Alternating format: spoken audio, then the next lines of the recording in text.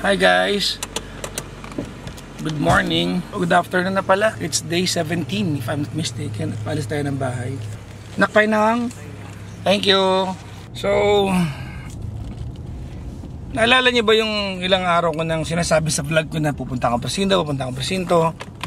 Ngayon yon, kasi na-delay yung case filing natin dahil yung police o yung investigador na nakatoka sa case natin ay na-aksidente. Hindi naman para pilitin mo yung tao na case filing mo kahit na alam mo may injury. Ito pa rin po yung yung nambasag ng kotse ng anak ko. So identified naman na yung kriminal. At this point, pwede mo na lang i-settle kasi nabawi ko naman laptop ko, bag lang naman na nakuha niya. At totoo niyan, abala na lang sa buhay mo na ipa-file mo yung kaso. Kaya lang, gusto kong bigyan ng justice na hindi na niya ulitin. Kasi, according sa source ko, gawain talaga niya to. Marami na siyang ginawan nito. We are on our way to PCP9. Nandun yung ating investigador. Sana magaling na siya kasi na-aksidente siya. Naninibago ako konti na yung mga tarpaulin, yung mga pagmamukha ng mga tumatakbong kandidato. At sa mga nanalo, sana magsilbi kayo sa bayan natin. Sa mga hindi naman pinalad,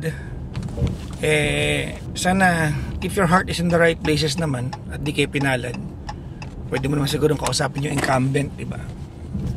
Hindi ako nanalo, pwede bang maging party ako ng administrasyon mo, tutulong ako, maging kawani ako ng munisipyo, kaya ng city hall. Pwede naman siguro yun, di ba? Okay ba yun? May ganong rule, no? Pag natalo ka sa eleksyon, mayroon kang option na mag-apply sa winning government para kung totoo naman gusto magsilbi, di okay lang sa'yo yun. Di ba? Para baka may vision ka naman na hindi makita na nakaupo. Anyways, taga Maynila ako and welcome back kay Yorme. Ako inaasahan ko na yung mga pagbabago sa Maynila. Yung raw, yung makikita ng mata. Kasi strength niya yan di ba? Other than other things, malinis na lansangan, ilaw sa daan, yung nakikita, ramdam ka agad. Malapit na tayo sa PCP9. Dito na tayo ngayon sa may PCP9, nagpark lang tayo dito. Naka-hazard lang tayo. So, hindi ko alam kung pay parking area ito o hindi. Kaya lang may nakalagay na signage, pay parking along the streets. Nakalagay naman. Sanctioned naman by the City Hall. So, puntahan natin saglit si Patrolman JP, yung ating investigador. At alamin natin kung ano ang pupuntahan nating office ngayon. Kasi yung filing sa korte, hindi naman dito.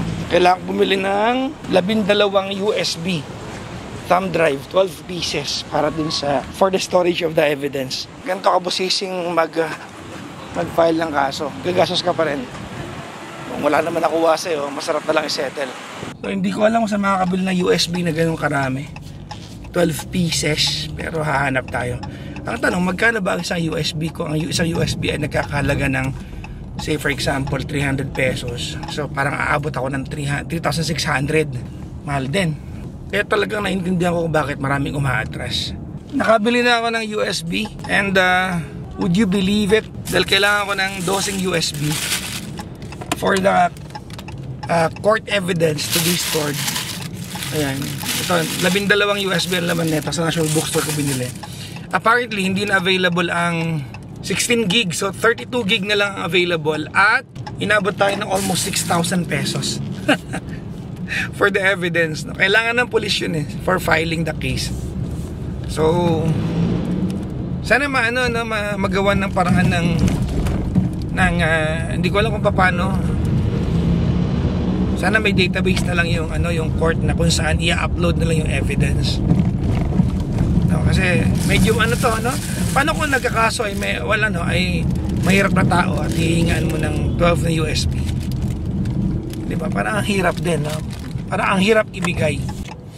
So kung mahirap lang pala ako at gusto ko magkaroon ng hustisya at kailangan ko magdemanda, tapos kailangan ko magbigay ng 12 USB for the court,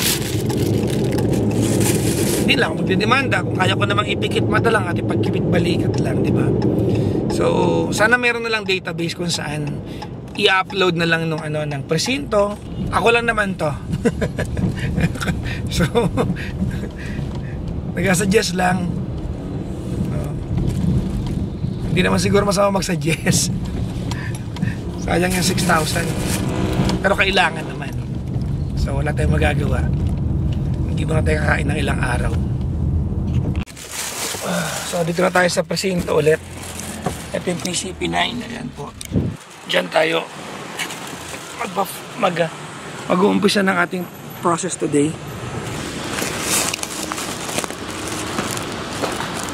Sir, puntahan ko lang Thank you sir. Salamat po. Sinamahan ko si patrolman dito sa barangay para magkuha ng certification para ma-authenticate yung CCTV na galing sa barangay. Kasi kailangan pala yan di ba? Hindi lang basta hearsay. So kailangan yung nakagagawa doon duty, kailangan niyang pirmahan na authentic yung CCTV. So yun. After nito, redirecta kami ng City Hall ng Maynila kasi doon naman yung case filing. Daming kailangan gawin, no? Sana makahabol tayo. Bahay ka pa? Kung may time ka pa, nung adlay doon sa binili mo, andito ako sa barangay hall natin. Okay, sige na, thank you. So, inaantay pa rin natin yung yung pirma ni Kagawad. Alas 2 na, sana makahabol tayo sa sa munisipyo. Dumaan din ako sa bahay, di ba? Humingi ako ng adlay kay kuya kasi, di ba meron ako microwave sa office? Ito po yung adlay, Ayan, para po siyang kanin. Pero adlay po siya. So, ito yung sukat ng kain natin. Dahil sabi ni Gandang Kara, kumain ako ng daytime. So, ito yon. So, back to precinct number 9 kami. So, galing kami ng barangay hall. Sa barangay hall, kumuha ng certification of authenticity. Nandito na kami ulit ngayon sa precinct 9. Yung binili natin USB kanina, isa-save naman yung evidence doon. 12 yun na USB na, isa-save niya, isa-isa identical yung laman para sa court filing, for filing of the case, no? So, mga 30 minutes na tayo nag-aantay sa kotse. Pwede naman tayo mag-aantay sa loob ng presinto, kaya lang ayoko makasagabal sa ginagawa ng mga pulis. Kasi madaldal ako, di ba? Matanong ko, ano po yan? So, nasa car lang tayo ngayon, and after nito, rekta tayo ng City Hall. Sana umahabol tayo. Sana makahabol yung filing ng case natin. Tsaka pag hindi natuloy today, hindi ko siya maaasikaso next week because next week ako po ay nasa Singapore for a seminar. So paano kaya yun? So, oras, almost 4 o'clock. Kakatapos lang ng printing na lahat ng legal documents, yung pag-save to USB. Hindi tayo aabot sa filing of case ngayon sa munisipyo. Too late in the day. So as per Sir JP ng PCP9, babalik tayo tomorrow para sa filing ng kaso. Kasi mas magandang tomorrow na lang kaysa today dahil gawal na sa oras. Baka magpunta kami ng munisipyo ngayon, hindi na rin kayo ma-accommodate. Pupunta na ako ng office ngayon. Sana hindi traffic. Check ko lang muna yung ating ruta para malaman kung traffic. Ayan, around 40 minutes yung ating travel time. Dadaan lang ako sa The Vegan Grocer. At yung binili natin, bumili tayo ng sisig, dinakdakan, escabeche, tsaka Bicol Express.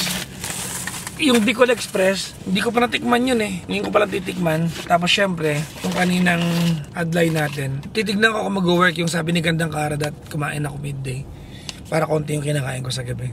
I'll probably do this in, say, 2 months. So finally, nandito na tayo ngayon sa office ng Energy FM. Ayan, very near. Yet so far, lapit na natin, Konti na lang, kakanan na tayo. Grabe, konti na lang. Ayan na. Yes, go na. Para makakain na rin ako. At mag-gym tayo. I'll try to finish some work. Tapos, after gym, the usual, air tayo. Alam nyo, hindi ko alam kung okay pa ba kayo na nanonood ng vlog ko.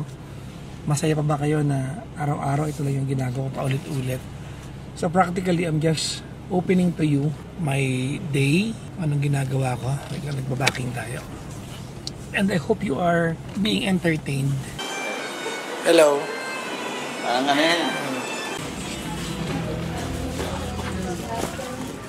Good afternoon. Hello. Hello. Anong ginagawa mo sa office ko? Papahinga. Bakit? Kasi ng tiyan ko. Gusto mo, di ba? Ka na.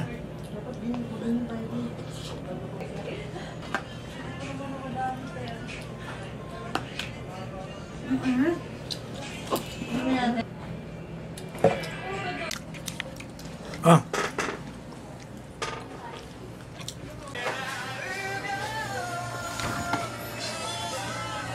Gusto mo gawin ng ulam? Sige. Escabeche, sa'yo na lang. Sige ko kay Nina. Ano to? Ah. Ito pa. Sa'yo. Pinapanood namin yung concert namin. Anong concert to? New Beginnings, di ba?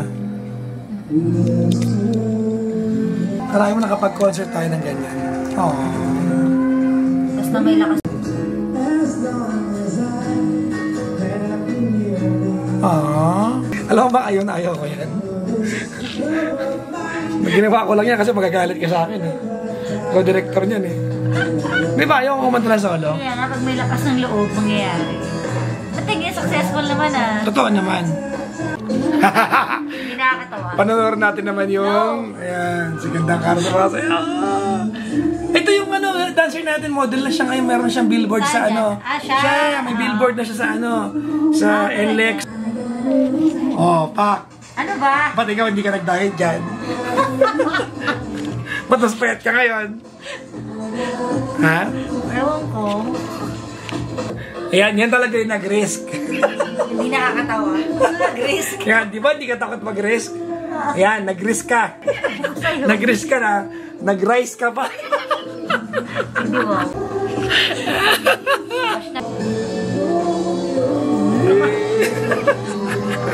Ano ba yan? Gumaganong ka pa talaga dun. No? Ano ba? Sigahin din kita, sige. Sige, paano? Ginawa ko yan? Ganun ka tumawa, di ba? Kasi Love nga, ka ng ipin. syempre dapat masaya-masaya ka.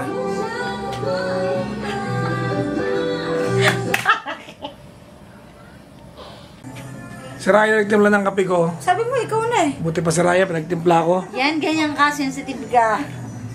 Ha? Di ba? Matakpan yung mukha mo. Pangit ko nga ngayon. Naku, tatayo pa pala eh. Laki ng tiyan ko ngayon. Hindi, gano'n na. Sige, gano'n. Pinapa-content mo kami nito si Nicole. Ayaw yan niya kasi sasayaw eh. Sir, promise, madali lang yan. Tapos freestyle lang. Gano'n. Mag-co-content daw kami, guys. Ito yung mga OJT namin. Ayan. Mag-hi naman kayo sa daily vlog ko.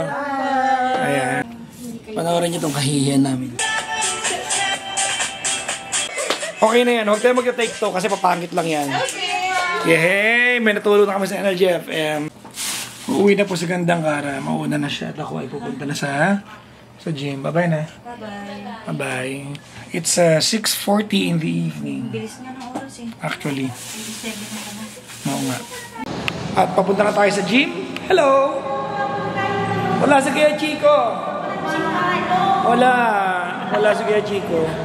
Nagpa-sex change. Yes! Natuloy na. Oo, natuloy na. Balik mo ko agad. So, ako ay pupunta muna sa gym at magbubuhat. I think that ends my vlog for the day because the rest of the day, it's pretty ordinary. Pare-pareho na lang. Thank you for watching today. Bye-bye!